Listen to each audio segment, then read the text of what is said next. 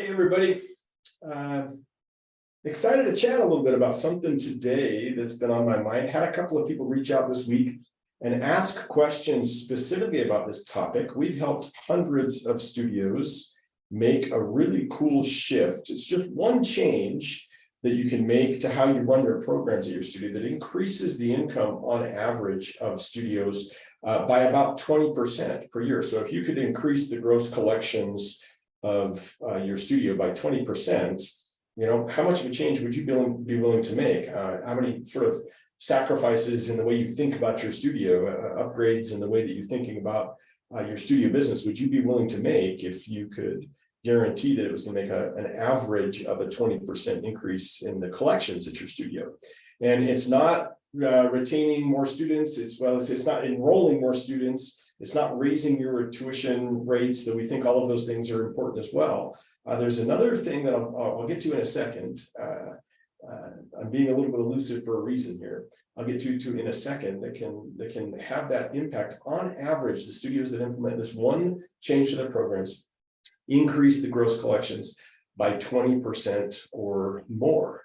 And there's a reason that this particular shift isn't even on the radar of most studio business owners. And I think part of that is because we learned to run our studios. We were sort of taught or indoctrinated to run our studios in a lot of ways based on how the studios that we were brought up in ran their programs. And so we think about our programs as sort of, copies of how those businesses were run. And while I think that's sometimes admirable, like we're sort of paying homage to where we came from, it has the tendency sometimes to put blinders on us and limit us a little bit on what we're actually capable of doing. The world today is different than it was in the 1980s, and what people are looking for, what people are willing to do, what people see as valuable and beneficial has shifted as well. And so I just want to plant that seed to think about, what is it that you would be willing to change in your studio if it meant that you could increase your studio's income by that much. And then I want to ask another question as well. Let's do some third grade math here.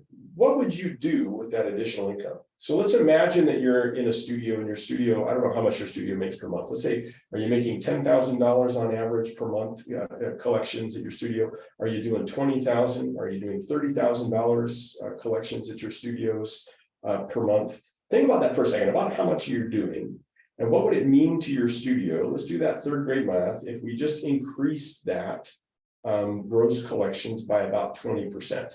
So if your studio is averaging $10,000 average per month throughout the year in collections, and you just increase that by 20%, that's literally $24,000 in additional income for your studio, even if you're only doing 10 grand a month. What would you be able to accomplish with an additional $24,000 of income? Could you hire another staff member? Could you upgrade the studio facility itself? Could you afford to take your family on a vacation or something like that? Let's say you're doing $30,000 on average per month.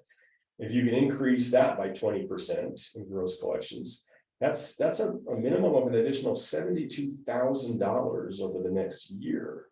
What could you accomplish? How much of a greater impact could you have with an additional $72,000 in your studio? Probably quite a bit. You could probably make a pretty huge difference. And the change that I'm talking about that has that big of an impact to your programs is shifting from a 9-month or a 10-month program to a 12-month program. And I get a lot of pushback when I suggest that change to folks, which is why I kind of buried the lead a little bit there as I was presenting this idea. I get some pushback on the idea of converting to a 12-month program. And usually that resistance sounds like this. So there's kind of 3 different ways that studio owners will push back on this idea. Number one is they'll say something like, Mago, here's what you don't understand. You don't understand that in my city, everybody travels over the summertime. They go away, or the kids all go to sleepaway camp in the summertime here in my city.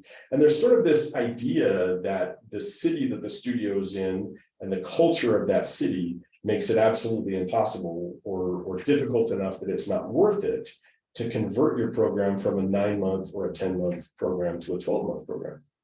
That resistance also comes in a couple of different forms. Another way that people another thing people often say to me, studio owners will say, is they'll say, hey, my staff doesn't want to work over the summer. And so I can't shift to a 12-month program because my staff doesn't want to work in December. Well, if you could just shift your disbelief for a second, we've kind of got all of these things figured out. And I'm going to show you a couple of techniques you can use in your own city, in your own area in a second here, if you're interested in making that conversion to a 12-month program. But my staff, it's funny when I hear this, because if I went to my staff and I said, hey, listen, over the summertime, we're going to cut back significantly on the hours that we can offer to you, and the hours that we do offer to you. We're going to be doing princess camps, and we're going to have these long days where we're doing summer camps with all these kids and doing trips and all this other kind of stuff. Like, I think I would have a mutiny on my hands. And my staff absolutely loves having consistent income, consistent schedules throughout the entire year. And they also know that if they're going to travel and go on vacation over the summertime, that we have some really, really simple systems in place that allow them to do that, that we can get, substitute teachers and stuff in for them at that time of year. Sometimes what people will say is they'll say, hey, but I like my time off in the summertime. Well, that's totally fine. Same thing goes for you. My studios, all of my studios, I'm able to run and manage in about 3 hours of my own personal income per week.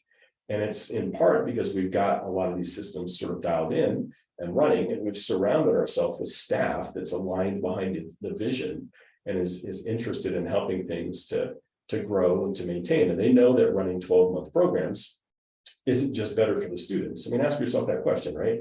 If your students were training 12 months out of the year consistently, especially those beginners, would that be better for them in the long run? Would they get better at what it is you're teaching? Would that teach them dedication? For those of you that are kind of still in this transition and haven't pulled the trigger yet on shifting from a 9 or a 10-month program to a 12-month program, I'd ask you to consider a couple of things. And one of those is in your area, maybe lots of people do go on vacation. That happens in my area. I live by the mountains. There's a lot of people that travel. There's a big military presence in my area, so it's kind of a transient area in the first place. But ask yourself the question, do the yoga studios in your area close down over the summertime? Do the karate schools stop teaching karate lessons and change what they do over the summertime? Do the grocery stores shut down at that time of year? Probably not. None of those things are probably happening. So there seems to be enough people still in the area to justify keeping those businesses operating during the same hours. And if that's the case, I'm going to argue that there's enough people in your area that would be willing to dedicate over the summer if we didn't unintentionally tell them all to quit by ending our season with a big show, and then wondering why, when we enrolled everybody until the big show, that they all quit after the big show. So there's some very simple things that we can do. It's actually much easier to retain students over the summer and sign them up into 12-month programs if we just make some very simple shifts at first. And here's the one I want you to consider the most. If you make no other change, what if all we did was just provide just the fundamentals classes over the summertime, just the beginner classes, just the classes with people with very little experience at all, who frankly haven't been indoctrinated or taught yet that there's a seasonality to this? And what if we only provided classes for them over the next 12 months? There's a really good chance at your studio that the people that you're retaining the best over the summer are the higher level students anyway. If you're doing intensives or workshops or something like that, your higher level students, and maybe you even require them to take those over the summer. And the ones that we're always in most danger of kind of losing over the summertime, hopefully we're getting them back in the fall, are those fundamentals, those beginner guys that sort of don't have the momentum that your advanced students do. So that's the question I kind of want you to answer for yourself if you haven't done that yet. What would it take for me to just offer my fundamentals classes only and continue that schedule throughout the recital and then through the summer and then back into the fall again, and keep that consistent for those students only? Those teachers are usually the easiest ones to find, right? You don't need some higher level, super experienced teacher just to teach those fundamentals and beginners classes. So it's usually an easier transition to make. If you need to find substitutes, those are the ones that it's easy to find subs while your regular teachers go on a vacation or take a little bit of time off at that time of year, if you need to as well. But a couple of things will happen if you can offer that. At my studio, every single year, and this held consistent over COVID when we were shut down and doing virtual classes. So still consistently over this last year as well, we will lose about 15% of the students that we enroll, even though we enroll them in the 12-month programs. We'll lose about 15% after the recital and through the summer. But what happens, and this is really an interesting thing, so we retain 85% of all of the students throughout the summer. And also in the first 30 days after that kind of drop after the recital, that we will re-enroll at least that additional 15% that we lost back into new classes. And those guys are making 12-month commitments, and those guys are paying new higher tuition rates because we've probably raised their tuition, and they're making large down payments. And so our cash flow at that time of year goes up significantly. Now, there's a couple other strategies we got to talk about on, we'll save that for another training, another lesson sometime. But the cash flow at that time of year at our studios goes up significantly because of that. Okay, so keep that in mind. Third grade math, this is a pretty compelling idea here. And we see this shift solving so many other problems for studios. One other thing that happens is that if you're enrolling fundamental students, the beginner students, whatever you call them at your studio, into these 12-month programs, and you're pushing that marketing really hard, especially at the beginning of the summer, think about what kinds of people you'll be enrolling at that time of year. You'll be enrolling people that are around in the summertime. Now let's imagine a scenario where you actually do live in a city and have a studio in a city where 50% of the people travel over the summertime. It's probably not that high. But let's say that 50% of the people travel during the summertime and the other 50% are just kind of not that kind of person. If we double down on the marketing at that time of the year, even if we lose some of those students and we enroll those people into 12-month programs, next summer they're going to be around as well. And those people tend to hang out with people that are like them. And so retain the people that they refer to your studio into 12-month programs much more easily as well. And so there's this kind of this cultural shift, but the cultural shift that happens as you move into a 12-month program is much easier than many of the other cultural shifts that probably need to happen at studios as well. It's really quite simple. And it starts with just wrapping your brain around this idea that you can provide beginner fundamentals classes and only that throughout the entire year, and then doubling down on those enrollments and getting those folks in for 12-month programs.